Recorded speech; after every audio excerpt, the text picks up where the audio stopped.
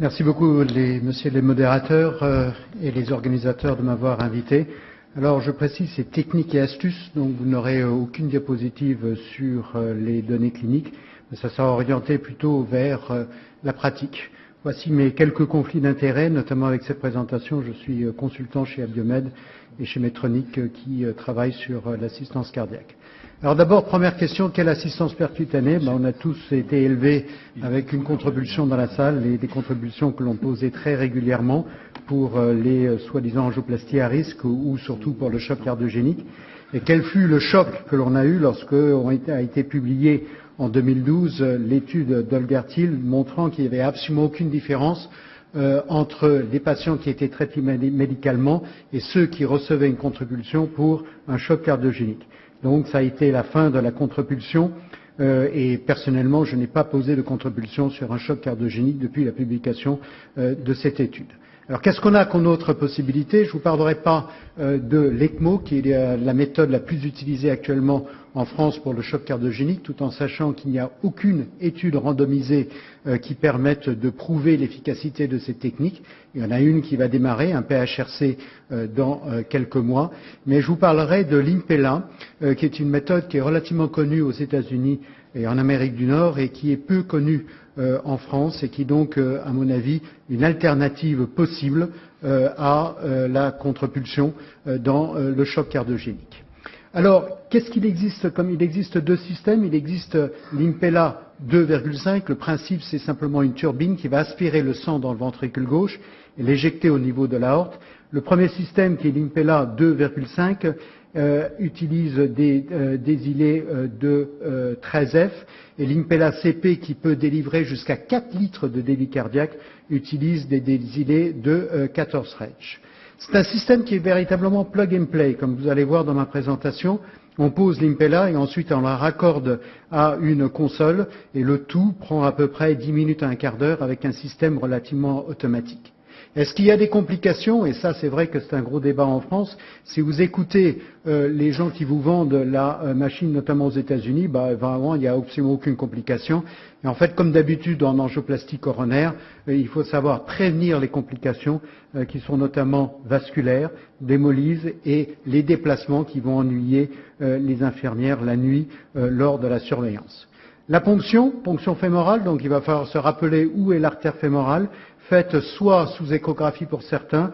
Personnellement, je préfère opacifier par opacification contralatérale, comme on fait dans le TAVI, pour être sûr d'avoir une ponction qui est haute, centrale et franche pour pouvoir introduire le désilé. Et si vous faites une procédure où vous savez que vous allez enlever l'Impella après, c'est-à-dire une angioplastie dite à haut risque, vous pouvez également associer votre système de fermeture préféré. Je conseille franchement, parce que le désilé n'est pas vraiment extraordinaire, de faire une bonne ouverture cutanée franche avec un bistouri et ensuite le kit donne des introducteurs 8, 10 et 12 French progressivement et donc on élargit progressivement et ensuite on introduit un désilé pelable très prudemment parce que ce n'est pas un désilé aussi solide que ceux que l'on connaît. On peut céder de désilés longs s'il y a des tortuosités au niveau iliaque, au niveau de l'aorte, et donc il vaut mieux toujours avoir une bonne opacification avant. Et l'insertion du l'Impella va se monter sur un guide qui est relativement fragile. C'est un guide 0018 2,60 m, donc il est conseillé d'abord de monter une sonde de queue de cochon dans le ventricule sur un guide 35, de laisser la pictelle à l'intérieur et ensuite de faire un échange avec le guide 0018 2,60 m pour être sûr d'être dans le ventricule gauche et de pouvoir monter son Impella sans problème. Après, l'insertion de l'Impella est relativement simple, c'est-à-dire que là, a priori, vous avez commencé à dépasser les parties difficiles. C'est un système qui est monorail, on va l'introduire ici, comme une pictelle. Et puis ensuite, il y a une sortie qui est parfois un peu difficile à trouver, qui est juste là. Le guide étant relativement fin, il faut attention à ne pas tordre, ne pas le kinker au moment où on le met l'Impella dessus. Et après, c'est l'insertion de l'impella qui est finalement la partie la plus simple. On va monter l'impella sur le guide, ça va arriver au niveau du ventricule, ça va se faire sous scopie, en oblique antérieur droit 30 degrés, et on va placer l'impella à l'intérieur du ventricule gauche. Il va commencer à fonctionner, la turbine va fonctionner, et ensuite va éjecter le sang au niveau de l'aorte thoracique ascendante. Et je dois dire que c'est un moment en général assez extraordinaire, puisqu'il y a des patients qui sont en choc cardiogénique. Vous démarrez l'impella, notamment l'impella CP qui peut délivrer jusqu'à 3,5,4, et vous avez véritablement l'impression d'avoir appuyé sur l'accélérateur d'une BMW sur une autoroute où il n'y a absolument personne, et vous vous retrouvez à 200 km/h. Heureusement qu'il n'y a pas de radar en salle de cathé. Mais c'est vrai que c'est un système qui est extrêmement efficace. Attention, lorsqu'on est en salle de cathé, on a toujours tendance à la placer un petit peu trop loin dans le ventricule. Il faut savoir la tirer pour faire en sorte que les deux marqueurs-là soient placés à peu près et de façon équidistante par rapport à la valve aortique. Après, on vérifie le placement en scopie sur la console où vous allez avoir des petits marqueurs qui vont vous indiquer où vous êtes au niveau de la pression. C'est-à-dire que si vous avez une belle pression aortique ici, ça veut dire que le capteur qui est situé ici est bien positionné. Si vous avez une courbe ventriculaire, ça veut dire que vous êtes trop loin.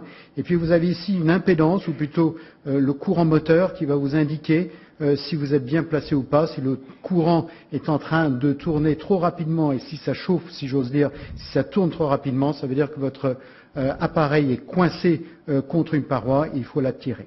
Et surtout, à mon avis, l'échographie, c'est important d'avoir un échographiste qui va venir vérifier la position, et ça peut être important pour après, notamment pour la surveillance aux soins intensifs ou en réanimation CCD. Chose importante, il ne faut pas hésiter à étirer le dispositif pendant tout la montée de la sonde. Vous avez monté un système qui est relativement flexible et il peut y avoir des courbes. Il ne faut pas hésiter à essayer de tirer sur le système de telle façon à avoir un système droit, un petit peu comme lorsqu'on mettait des soins en place de façon permanente. Le désilé est théoriquement pelable. Vous avez dit pelable parce qu'il les est déjà arrivé d'avoir quelques petites difficultés pour l'enlever.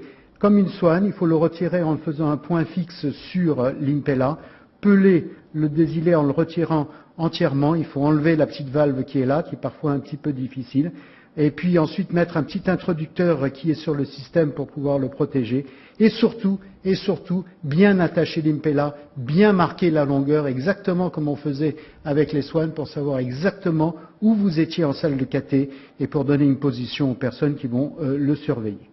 La surveillance en soins intensifs, ça se fait sous échographie pour vérifier la position. Il y a des petits kits et des petits fascicules qui sont délivrés pour expliquer aux échographistes ce qu'il faut chercher. Sur la console, vous continuez à vérifier vos constantes. Et de toute façon, dans tous les pays, et spécialement en France, il y a une assistance Impella qui est disponible 24 heures sur 24 et qui est extrêmement efficace. Et tout un système très bien fait d'alarmes qui vont vous expliquer, là c'est en anglais, mais sur le système Impella en France c'est en français, qui vont vous expliquer ce qu'il faut faire si jamais les alarmes commencent à sonner. Alors en conclusion, c'est une assistance percutanée qui est efficace et simple à poser. On peut parler des indications après pendant la discussion. Et la prévention des complications passe par une technique de pause et une surveillance en réanimation qui sont optimisées.